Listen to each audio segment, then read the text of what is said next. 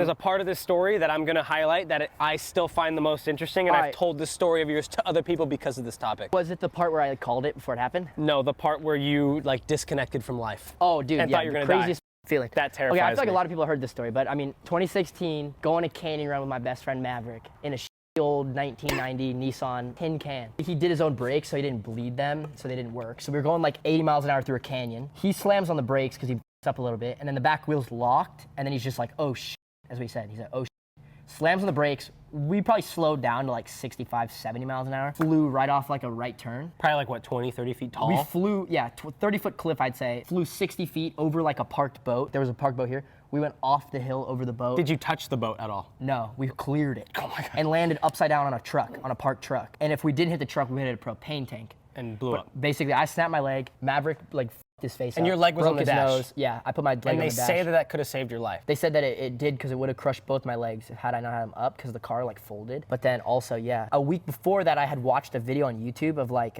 how to survive a plane crash. You told me this. You told me a this. Conspiracy thing. But put your head. Don't put your head down. They tell passengers to put their head down so they break their teeth so they can't identify them. Yeah. And then flight attendants put their legs up on the wall so all the pressure breaks your femurs and you have a better chance of survival. So in my head, I was like, I'd rather break my legs than die. So I heard that's not true. Do you know who told me that's not true? Who? Alex Choi, who is very, very plane knowledgeable. He said that's actually the most safe position. This? If they don't tell you that to break your neck, he said it actually is the most safe position. I don't remember exactly what he said, but I think it was something along the lines of almost causing your body to roll up the seat instead, because when you hit a plane, that? I guess, I don't know what it is. Maybe we'll have to have a podcast with Alex Choi. I'll get back to you on that. But he did say that's not a conspiracy theory, so I don't know if we take his word for it, but. Well, it helped me. It did help you. I broke my leg. If you put your head like that, you probably would have died. I just want you to highlight the one thing you told me that always stuck with me in my head. And this is something that when you're in a dream and you fall in a dream, that moment before you hit the ground in a dream, because when you're in a dream, you think it's real. I don't know if that's ever happened to you or people watching.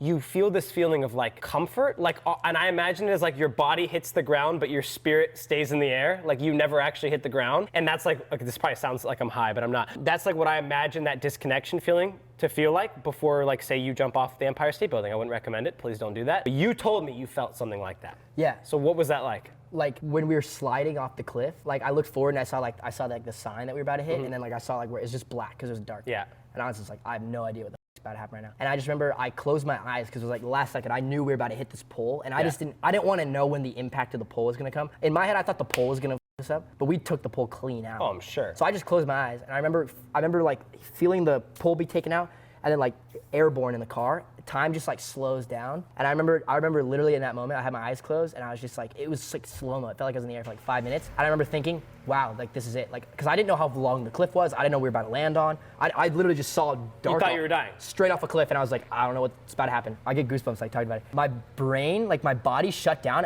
I think this is also part of the reason I mean I snapped my leg, but I feel like I should have got way more hurt. Like I calmed my body down so much, like when you're drunk, you know they say like you're better chance of surviving when you're drunk. Is that what you thought in the air, you think? I don't know, my body went, I just accepted death. Like I was like, okay, this is it. Like there's nothing I can do about it. I'm just gonna take it. Was like, it calm? Like was it relaxing almost? It was like this really weird, like I can't even like explain it. I just remember accepting death. Like I was like, this is it. And then like time slows down, I feel the car airborne, and all of a sudden it's like anyone that's been in a car accident knows like this certain noise and feeling. The crunch. But the crunch is horrendous. That sound I'll never get out of my mind. Just that loud, that first.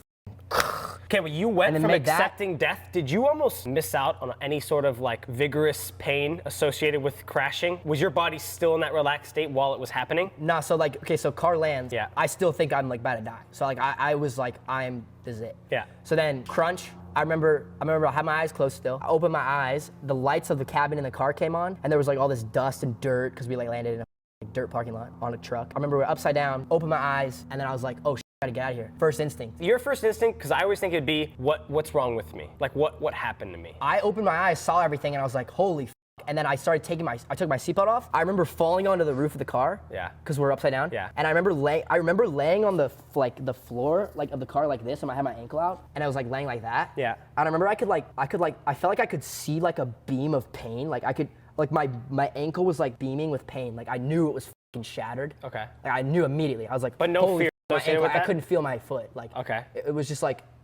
And then so I start trying to get out of the car because I'm like, first instinct. But you didn't check like the rest of your body? No. So I had blood in my hands because my chin was split open, but I didn't think about it. And then I start climbing out the car, and that's when I realized, holy my friends because I Yeah. had 2 friends in the car. Yeah. So I turn around, Maverick's stuck upside his seat, face covered in blood. Kid in the back is like moaning. He's like help. Like, And you dude. thought he was dead. He's like, dude, like help me, like help me. And I was like, I can't help you, dude. Like I'm crawling out of the broken window. Yeah. I get out, I start screaming for help, like literally top of my lungs, bloody murder. Like I didn't know where we were. Were you crying? Or just I in started shock? crying out of shock because right before, another really deep thing is going up the hill.